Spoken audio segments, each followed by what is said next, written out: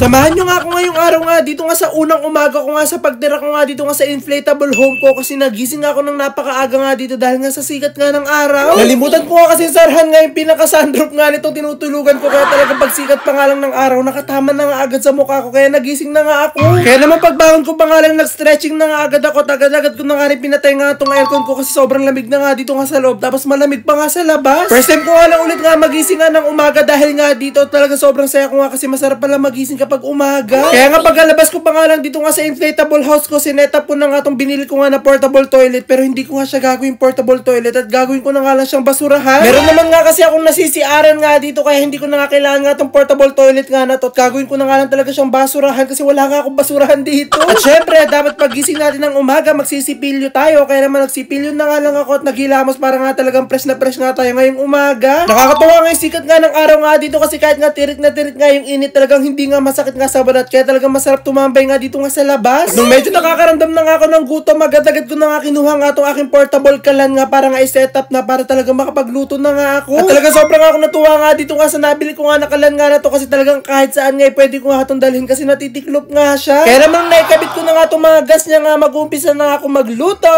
Bago nga ako magluto nga ng ulam, magsasaing nga muna nga ako ng bigas kasi kailangan nga talaga meron nga tayong kanin nga nakakainin tuwing umaga para nga talaga magkaroon nga tayo ng energy. Kaya naman nung naisala ko na nga yung kanin, agad-agad ko naman nga kinuha nga yung mga lulutuin ko nga ang ulam at kinuha ko nga muna tong hotdog. Nalimutan ko nga bumili nga ng mantika kaya talagang inuna ko muna nga lutuin nga itong beef tapa nga para pag nagmantika nga to, yun na nga lang gagamitin ko mantika pang prito nga ng hotdog. At talaga naman sobrang sarap nga magluto nga dito nga sa labas kasi malakas nga yung hangin tapos ang ganda pa nga ng view ko. At maya-maya nga lang din naluto na nga rin tong kanin ko kaya naman inumpisa ko na nga rin lutuin nga itong hotdog ko para talaga makakain na nga ako. At kahit nga talaga wala akong mantika nga dito, talagang nagmantika nga yung beef tapa nga na niluto ko kaya talagang yun yung nagamit ko na mantika para makaluto ng hotdog at itlog. Lagi nga ako nagigising nga sa amin ng mga alauna at alas 2 kaya talaga hindi ko na nga lagi naaabutan ng almusal na niluluto nga ni mama kaya laking tuwa ko nga kasi mararanasan ko na nga ulit makapag-almusal. Wala nga akong balak nga magsangag nga dito pero nung nakita ko nga na pwede nga magsangag talaga nilagay ko nga yung kakasain ko nga lang kanin dito at hinalo-halo ko na nga lang para lahat nga ng mga pinrito ko nga dito yung mapunta nga doon sa kanin. At ito na nga finally naluto na nga itong kakainin ko nga ang almusal at talagang kompletong-kompleto na talagang mabubusog na nga ako dito. Medyo kinakabahan pa nga ako sa magiging lasa nga na itong sinangag ko kasi kahit nga asin ay wala nga akong nilagay. Napakarami nga na itong almusal nga na naluto ko nga na to kaya hindi nga ako sigurado kung mauubos ko nga to lahat pero kung masasarapan nga ako talaga mauubos ko nga to. At kahit nga sobrang enjoy